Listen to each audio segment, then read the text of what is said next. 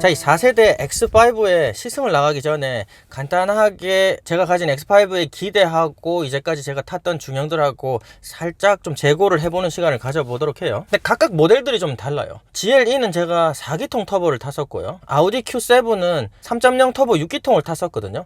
하지만 그 차량은 또 에어 서스펜션이 있었어요. 그리고 지금 이 차량은 직렬 6기통 3.0 터보 차량입니다. 그래서 스펙은 Q7이랑 비슷합니다. 하지만 이 차량은 에어 서스펜션이 없어요. 그래서 그런 부분을 좀 고려해서 우리 시승기를 나가보도록 해요. BMW가 2019년에 북미에서 벤츠를 제꼈다고 합니다. 갈수록 제가 스포티를 강조하지 않습니까? 근데 이유가 있어요. 지금 경제가 많이 좋아지고 기름값이 떨어지고 대체 연료에 대한 많은 사람들의 기대감이 있어서 많은 사람들이 퍼포먼스에 집중을 엄청 많이 해요. 벤츠가 많이 팔렸던 이유는 어차피 돈을 많이 쓸걸 남한테 좀 고급스러워 보이는 이미지를 좀 뿜어내고 싶어서 벤츠를 많이 탔었죠. 하지만 요즘 사람들이 럭셔리를 고르는 기준이 상당히 많이 바뀌었다.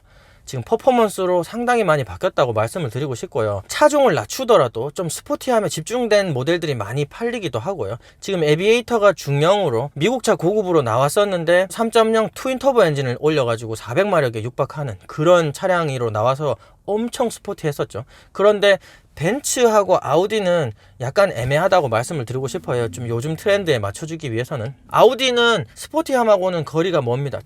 저도 지금 퍼포먼스를 엄청 많이 따져서 퍼포먼스 차량을 구입하기도 했었고, 모든 차량의 리뷰를 좀 스포티함에 많이 집중을 하는데, 보통 보면은 이 가스 반응성에도 얘기를 하고, 이 파워트레인이 우리가 요구하는데 딱 반응을 하고 난 다음부터 어떻게 가속 슬로프를 보이냐, 그래프를 보여주냐가 굉장히 중요한 요소이기도 하고요. 그리고 저는 좀 선형성에 좀 초점을 두고 싶어요. 왜냐하면은 보통 이 기계를 조절을 하는데 선형적이다, 이거는 굉장히 어려운 문제거든요. 하지만 요즘에 들어오면서 전자장비로 인해서 이 선형성을 엄청나게 많이 잘 맞춰주고 있어요. 가스라든지 아니면 브레이크 반응성이 아주 좀 선형적이게 그렇게 가서 좀 스포티함을 몸으로 많이 전달을 시켜주거든요. 같은 파워 퍼포먼스를 가지고 있어도 이 선형성은 차이를 엄청 많이 냅니다.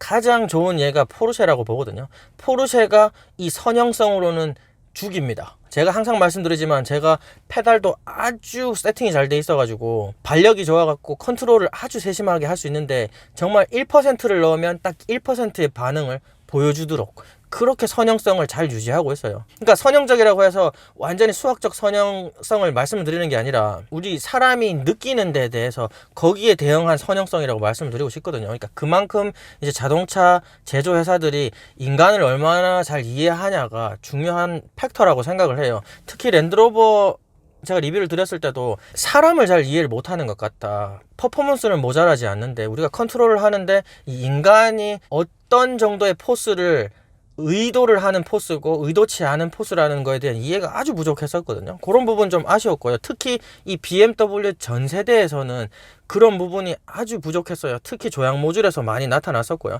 그리고 가스 페달도 그랬었고 브레이크도 그랬었고요. 좀 사람에 대한 이해가 좀 많이 부족하다는 느낌을 줬었는데, 벤츠하고 아우디나 그리고 에비에이터를 봤을 때 가장 큰 차이점이라고 한다면은 이 사람에 대한 이해 그리고 선형성 그리고 좀 직관성이라고 해야 되나? 내가 원하는 응답을 30을 줬을 때 딱 30에 원하는 응답을 얼마나 빨리 해주느냐, 거기가 좀 중요한 팩터라고 생각을 하거든요. 에비에이터가 그 부분에서는 정말 최고가 아니었나. 브레이크라든지 가스라든지 조향 모듈이라든지 나에 대한 이해도 굉장히 컸었고요. 그리고 엄청나게 즉각적인 반응을 하고 파워풀하게 스포티한 가속을 해주고요. 얼마나 빠르냐는 중요한 게 아니에요. 사실 제가 리뷰할 때는요, 어느 순간에 내가 가스를 얼마나 줬을 때 내가 요구하는 푸시를 주겠다라는 거를 처음 탔는데도 알아요. 그래서 내가 달리다가 조금 더 주고 싶다 해서 가스를 딱 주는데 내가 어디에 딱 발이 끝이 가야 될지를 먼저 알도록 그렇게 디자인이 돼 있었거든요.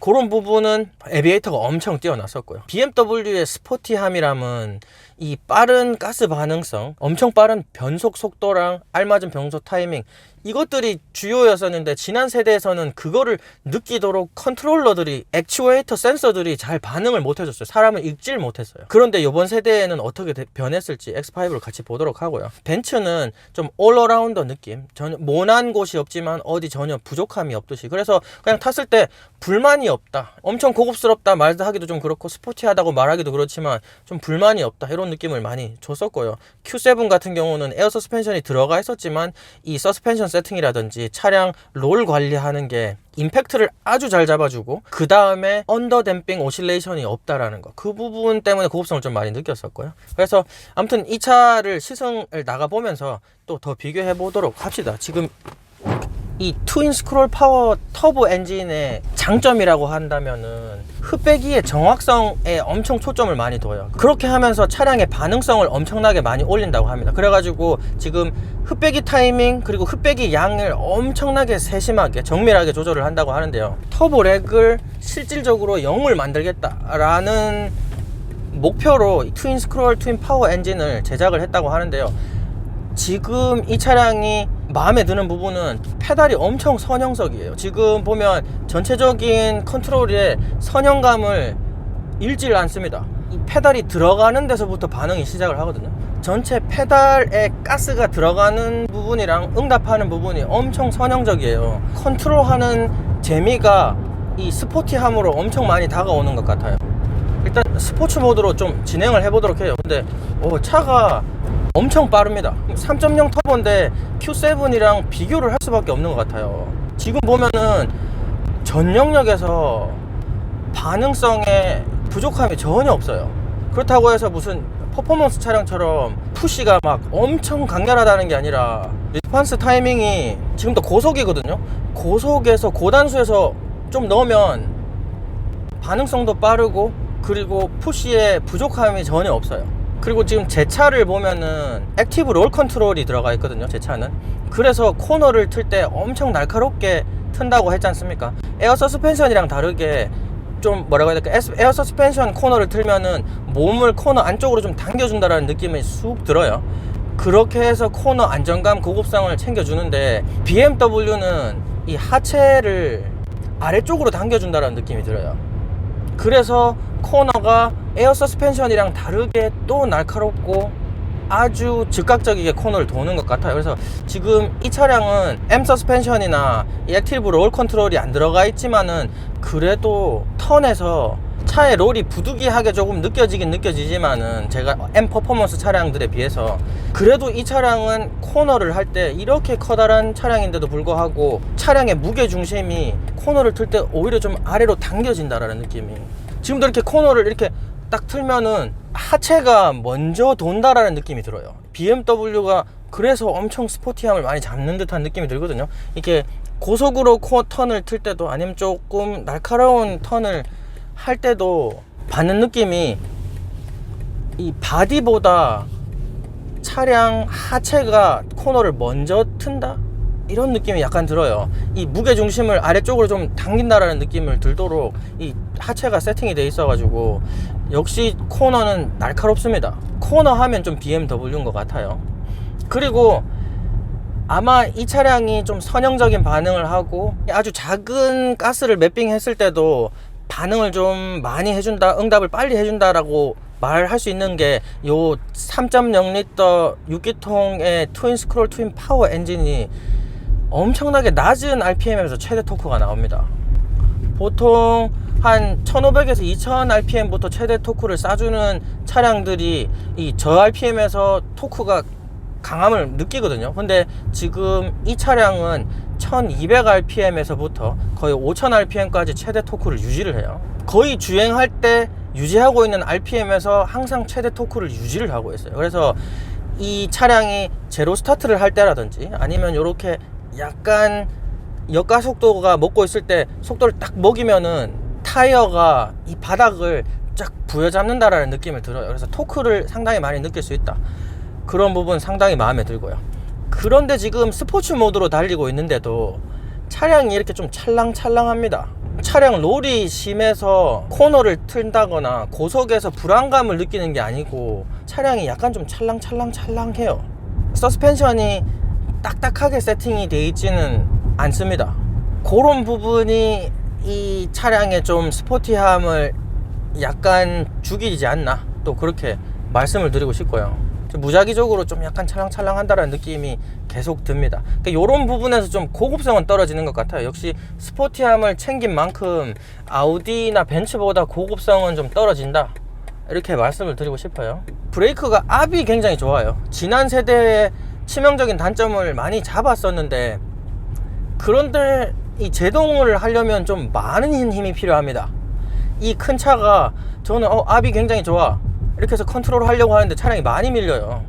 제동력이 약하다고 말씀을 드릴 수가 없는데, 브레이크 발력을 엄청나게 극복을 많이 해야지 제동을 해요. 그래서 제동할 때 우리가 포스를 약간 잘못 주면 차가 밀릴 수도 있겠다 그래서 약간 무섭고요. 그리고 조향 장치의 변화는 정말 좋습니다. 제가 아우디랑 비교를 할 정도인데 역시 캐딜락이 최고고요. 아우디랑 비교를 할 만큼 엄청 많이 개선됐습니다. 조향 모듈의 저항값도 아주 단단하고 마음에 드는데, 지난 세대에서 이 조향의 중앙이 아주 소프트했었고 거기에서 쓰잘데기 없이 발력이 너무 들어가 있어서 엄청 불안했었거든요. 그것 때문에 BMW 중고 산다고 하시는 분들은 말리고 싶어요. 근데 현 세대에서는 완전히 개선됐다. 사람에 대한 이해를 BMW가 아주 많이 올렸다, 이렇게 말씀을 드리고 싶습니다. 그렇지만 이 조향 각 변화가 항상 문제예요. BMW는 조향 각 변화가 너무 많이 큽니다. 그래서 속도가 줄어들었을 때 우리가 일반적으로 모는 차보다는 조향 각이 많이 더 필요해요. 그래서 다른 차 몰다가 이 차를 몰면은 필요한 만큼 조향에 부족하다는 느낌이 항상 들어요. 그래서 아우디보단 살짝 밑에 놓고 싶은 그런 조향 모듈이라고 말씀을 드리고 싶어요.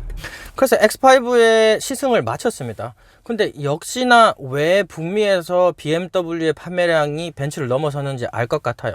퍼포먼스적으로 봤을 때는 벤츠하고 비교하기 좀 어려울 정도로 반응성도 좋고 요구하는 토크나 출력의 반응량이 아주 선형적입니다. 그래서 좀 차이가 나지 않느냐. 그래서 지금 비교를 할 차가 Q7, GLE 그리고 에비에이터를 보고 싶어요. 전 드라이빙은 역시나 에비에이터를 제일 높게 치고 싶어요. 왜냐하면은 이 뿜어내는 파워가 좀 달랐습니다. 이 X5도 50i랑 비교를 한다면은 또 다를지도 모르겠지만 50i랑 에비에이터랑 비교하기는 좀 무리가 있다고 봐요. 그래서 40i를 봤을 때 에비에이터랑 비교를 하면은 역시 에비에이터가 훨씬 더 스포티하고 파워풀한 파워트레인 세팅이 돼 있었어요. 그리고 10단 자동에 대한 사람들의 좀 이견이 많이 있습니다. 하지만 이 스포츠 모드로 몰면은 이 변속을 많이 느낄 수도 있어요, 사실은. 그런데 엄청나게 트래픽이 많은 부분에서 운전을 한다면 어쩔 수 없이 변속은 어느 차나 몰았을 때 같지만은 어느 정도 시내 주행을 한다고 봤을 때 10단 자동에서는 이 컴포트 모드로 몰았을 경우에는 기어가 한 중간단 정도까지는 엄청나게 빨리 올라가지고 거기에서 한 5단, 6단에서 그 드라이빙 범위가 상당히 넓어요. 그래서 변속을 그렇게 많이 느낀다고 한다는 거는 엄청 많이 예민하신 분이 아닌가 그렇게 생각을 하고요. 익스플로러에서 느낀 점이랑 에비에이터에서 느낀 점이랑은 좀 많이 달랐습니다. 변속 타이밍에서 에비에이터가 좀 더 훨씬 좋았었어요. 스포티함만 따져본다면은 에비에이터가 좀 더 많은 점수를 가져간다고 생각을 해요. 하지만 이 X5의 이 선형적인 컨트롤 그리고 코너링은 에비에이터보다 훨씬 낫습니다. 역시 이 커다란 중형 SUV를 모는데 이 커브를 어떤 속도에서 커브를 틀어도 액티브 롤 컨트롤 기능도 없고 그리고 M 디퍼런셜 컨트롤도 없어요. 그런데도 이 무게 중심을 아래쪽으로 바닥으로 당기면서 코너를 튼다 이런 느낌이 드니까 오히려 좀 세단 같은 감성을 보여줘요. 그런 부분은 이 차가 좀 더 스포티하다고 말씀을 드리고 싶고요. 하지만 좀 고급성을 좀 따져본다고 하면은 이 차가 스포츠 서스펜션이 들어가 있지 않아요. 그래서 좀 더 부드러운 운행이 가능하다고 생각하는데 잔 오실레이션이 좀 많이 느껴졌어요. 그런 부분에서는 Q7이라든지 벤츠에 좀 많이 부족한 부분이 없지 않나 그렇게 생각을 합니다. 그래서 이 영상으로 좀 차량들의 비교가 좀 많이 됐기를 바라면서 오늘 영상을 마치도록 하겠습니다. 오늘 주저리 좀 말이 많았는데 좀 이 중형 SUV들의 좀 비교를 부연 설명과 그리고 좀 감성적인 부분을 겉들어 가지고 설명을 해드리느라고 말이 좀 길었다는 부분 양해 부탁드립니다. 오늘의 리뷰는 여기까지입니다. 회사 퇴근하고 이렇게 한 차량씩 영상 찍는데 정말 힘듭니다. 구독과 좋아요는 필수입니다. 감사합니다. 안녕.